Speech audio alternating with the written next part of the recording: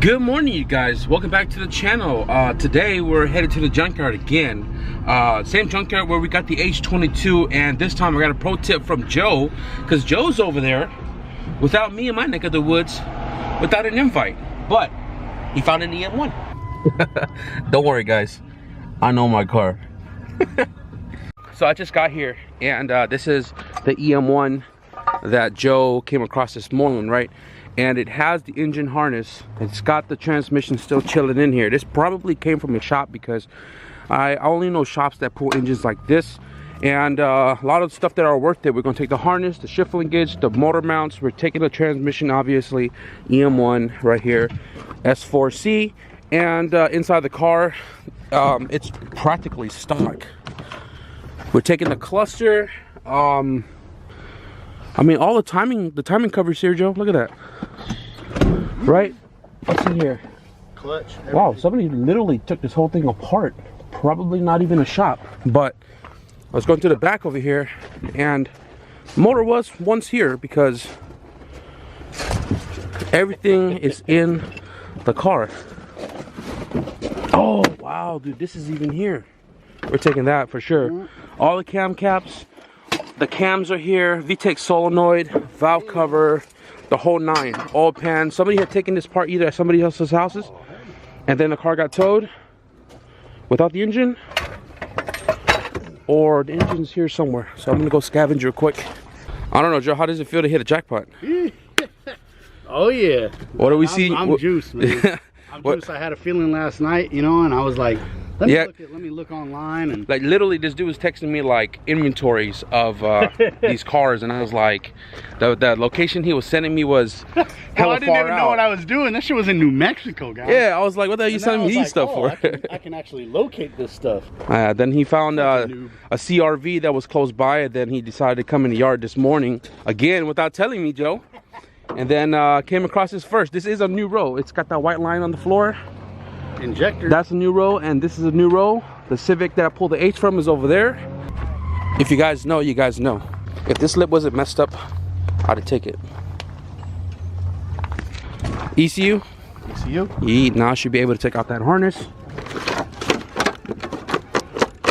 Yeah, boy. EM1 harness. If you guys want it, let me know. Look at this. Ain't that some shit? Avatar, bro. We grow our own community. Yee. Look at that. All right, well, just got to take out the cluster. That's the last thing. I think this is all the stuff we're going to be taking that's valuable. I'm not going to take these guys because this is OBD2 and incomplete, because I'm going to put this in my car. We're going to take the valve cover, ECU, EM1T bracket, probably not the cams, VTEC solenoid, intake manifold, cluster, and then transmission. So I'm taking cam gears because my other head doesn't have cam gears. I took it off to put on the GSR motor. I'm not taking a camshaft. B16 camshafts are like 50 bucks in the market, and they are 25 bucks each here, so I'm not going to buy those. And a lot of people always like mix match these caps, which I don't recommend unless you line hone it. It's missing one of these guys. I'm not going to take this, but we're almost all situated. Just took the shift linkage off, and curious to see how much all this is going to cost. So we just got back, and we're giving everything a good scrub before we put everything up for sale. The good part about that car was we had all of the stuff if somebody wanted to do like a 96B swap. EM1T bracket, EM1 shift linkage, EM1 harness. Probably gonna keep the valve cover, sell the intake manifold, B16, VTEC solenoid, because you never know if you need a spare. We got the upper power steering bracket for B series. I believe the bottom one are the same. So Joe is cleaning everything right now, rinse it down, and we'll have it up on probably on the gram or probably on Facebook too, to get it you know, some quick sale, because we got to get rid of all of this. And then the transmission is still inside the car, which we got to clean because that thing is stupid dirty. I also got my Exedi twin disc throwout bearing. I'm not sure if they're any like different from the stock one, but I know they are from a couple of videos I've seen online, so I ordered that. Over here we have my Hub City Performance all-wheel drive adapter for the transfer case, so now I can, you know, make the drive shaft to length. So I showed you guys at the junkyard that I picked up these right here. I also got the keyway and the bolt. So right here I took the cams off of this guy. This is a GSR head from the storage, and this is actually on this cam, ITR cams, and now I got cams to replace this one, so that'll be more of a complete head whenever I decide to, you know, want to use it.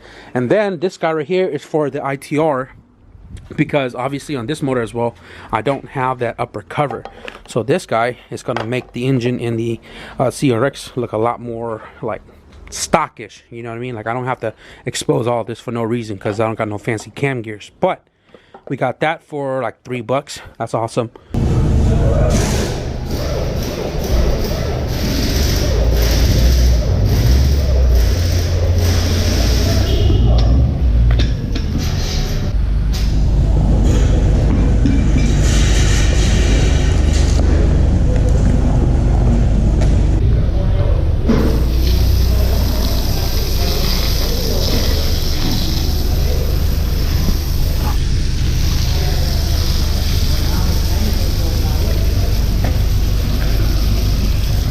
All right, guys, so we got it pretty much cleaned up. A lot better than it was.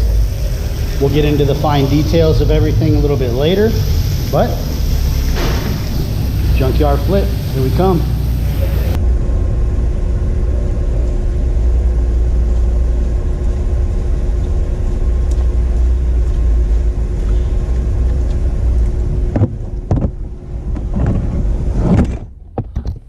What you guys might not know is I am a true die-hard fan of classic muscle cars, especially good looking ones. All right, so we're done cleaning up the transmission. On our way back over to Dana's. Young Static, as some of y'all might know. But we get everything detailed, cleaned up, dried off, get these items posted up for sale.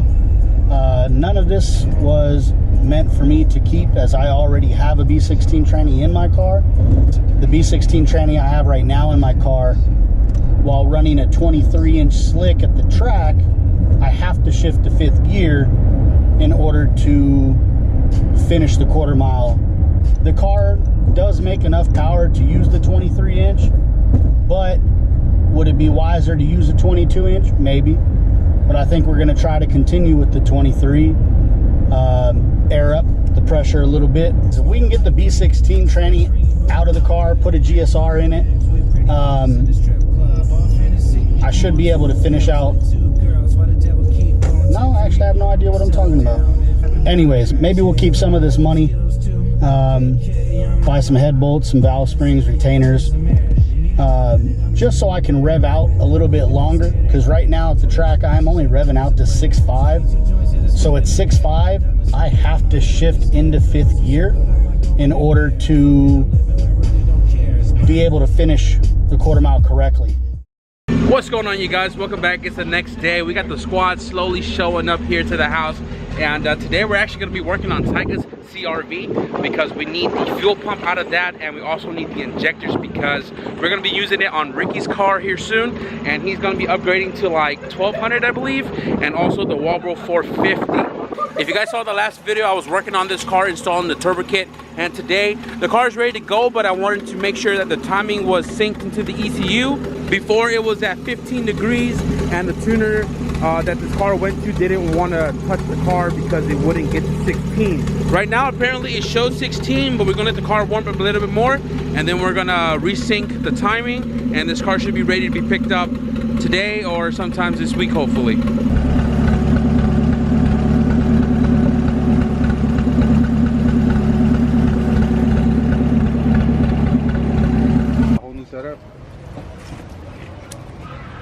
Damn, I'm spinning for a cool minute.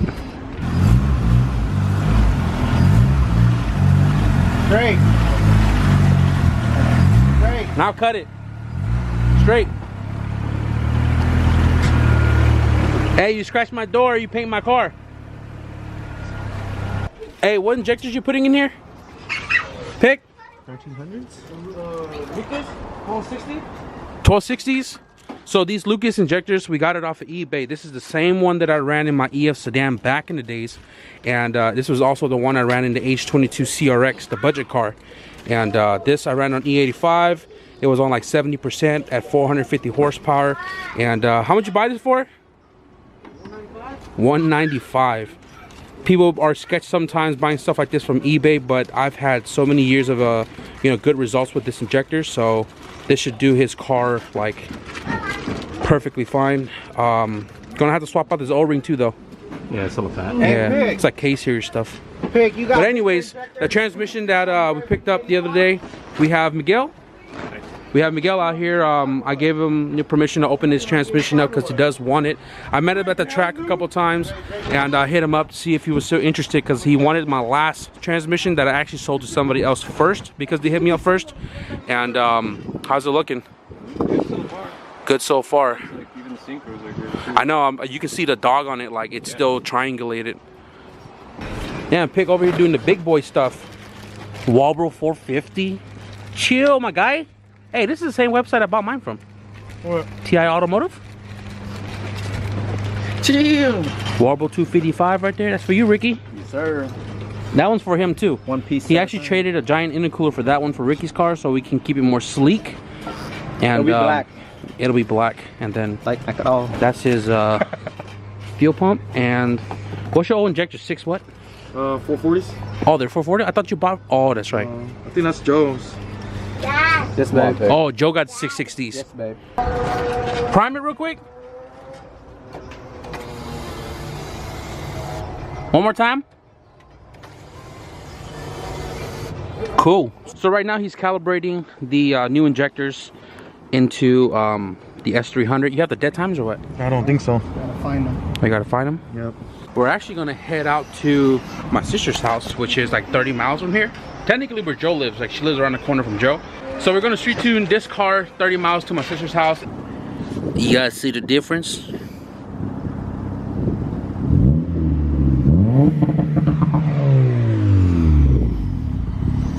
What in the world?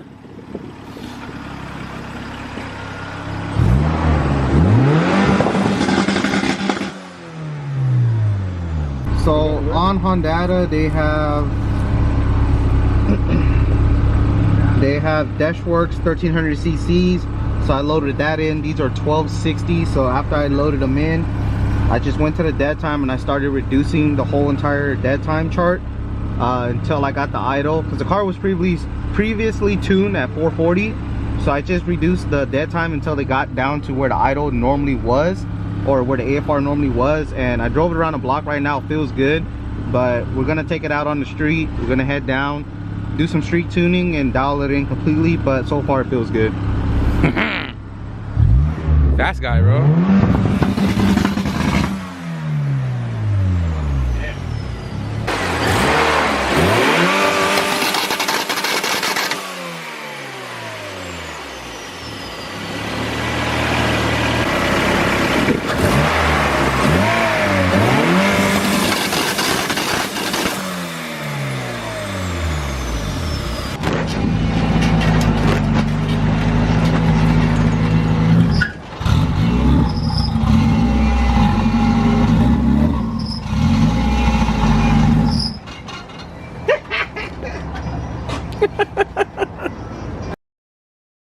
So before we take off, we're going to work on a hatch a little bit more. We're taking an OEM distributor apart, taking the coil pack stuff, or really just the cap, and depinning the plug so we could run the OEM distributor on the car to try to get it to 16 degrees before we're done with the EG and return it back to its owner. So we're almost done with this, and then we're going to go on that 30-mile drive and street tune the CRV.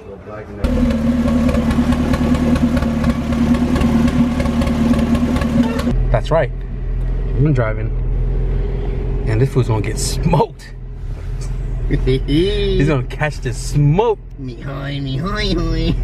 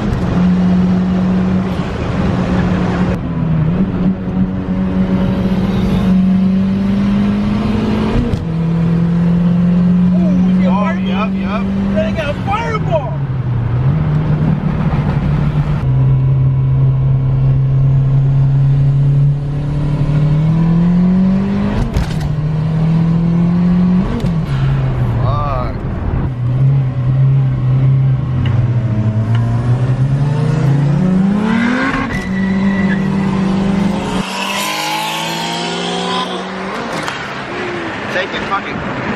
Oh, you want to stay at the light? We got brakes, bro. Woo. What happened? Got that shit in it. You ready?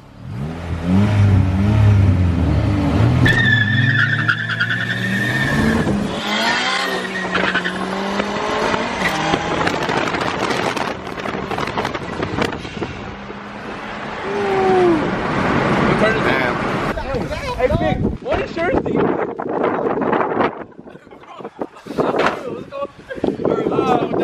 Hey, because you might qualify for gap insurance.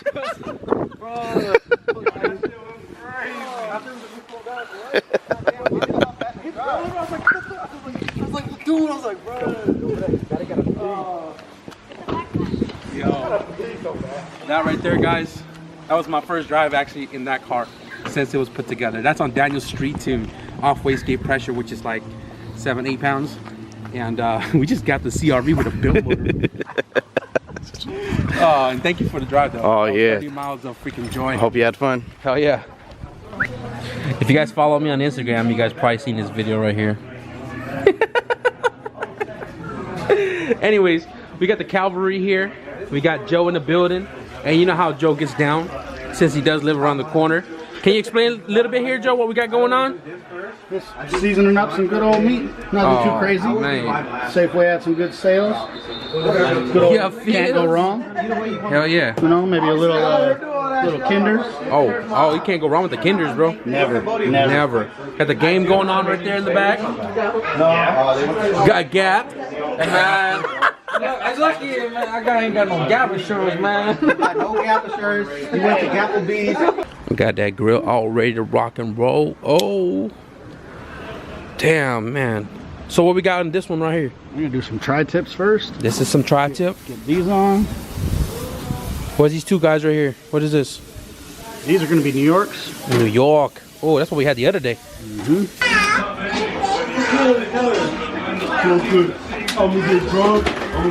Look at this. I try to go off third, and I'll go third. Hey,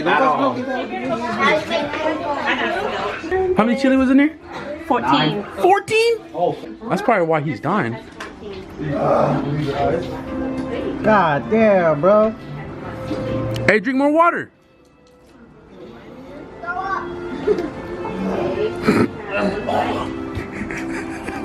Where the hell? I thought you was Kamai, man. This was dying. Alright guys, so this is pretty much going to be the end of the video. We are wrapping it up here at my sister's house. Got 30 miles drive back home. Joe, drive safe. Always. And before I end this video, I kind of want to touch topics on this briefly. I read a comment in one of my videos where it was saying that how come when I'm working on my car, you know, nobody's around, but when we're working on somebody else's car, everybody's around. Today's Sunday, and majority of the people, my family in the videos, work Monday to Friday, if not Monday to Saturday. And we only get together once, if not twice, on the weekend, and that is the reason why you guys see them when we're renting on everybody's car. But when I'm working on my car, everybody's working, so it's not a big deal, you know what I mean? I know everybody's got a life, everybody's got family and children to go home to, and they spend all week with their family, and then the weekends are for the boys. So I hope you guys understand that, and every chance that we get to put all the family together in the videos, we do it, and you know, bring some fun, cool content for you guys. But we got a long way home, so if you guys enjoyed today's video, be sure to give the video a thumbs up, and if you guys want to stick around for more, be sure to hit the subscribe button. But with that being said, thank you guys for watching, and see you guys in the next video. Peace.